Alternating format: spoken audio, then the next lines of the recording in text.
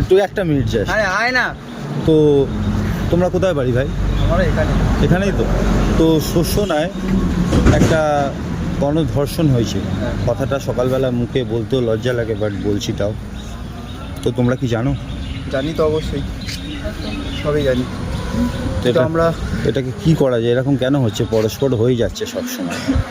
আগের বছর একটা হলো, এবছর আর একটা হলো, আর এটা হলো আমাদের বাড়ির সামনে একেবারে, তোমার বাড়ির আরও পাশে মনে হয়, তাই না? সরকার তো বদলে তো, এবার পুলিশি ব্যবস্থা একটু স্ট্রং করতে হবে। আমাদের কিছু কাজ নেই।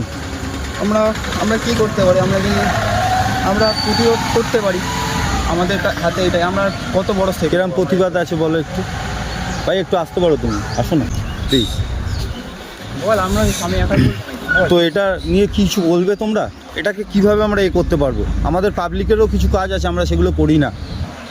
যেমন আমাদের যা চলাফেরার পথে, আমি বলছি আমাদের চলাফেরার পথে দেখবে অনেক সময় মেয়েদের টোন কাটছে, বাজে গালাগালি দিচ্ছে, বাজে ভাষায় কথা বলছে, আমরা সেগুলোকে ছেড়ে দিই। ইয়েস কি নো? ছেড়ে দিই তো, আমরা ভাবি থাক কিছু হবে না, কিন্তু এইগুলো তো আমাদের প্রতিবাদ করতে হবে ভাই, নাহলে এটা বাড়বে আরও।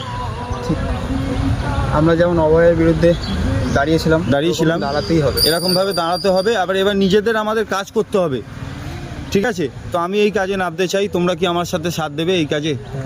হ্যাঁ অবশ্যই। তোমরা কি চাও এরকম একটা পরিবর্তন, যে এই জিনিসটা যাতে না হয়? কেন হবে এটা? হবে কেন? একটা মেয়ে ছেলে রাস্তায় একা যাবে বলে তাকে ধরে গণধর্ষণ, এটা কি কোনো কথা? বলো না। এদেরকে কিরম শাস্তি দিলে এদের শাস্তি পাওয়া উচিত আমি জানি না, যে এদের কিরম শাস্তি দেওয়া উচিত। এদের ফাঁসিটা এদের শাস্তি না, আমার মনে হয় এদের ফাঁসির থেকে কঠোরতম, এদের জ্যান্ত জ্বালিয়ে দিতে হবে ভাই, ঠিক আছে?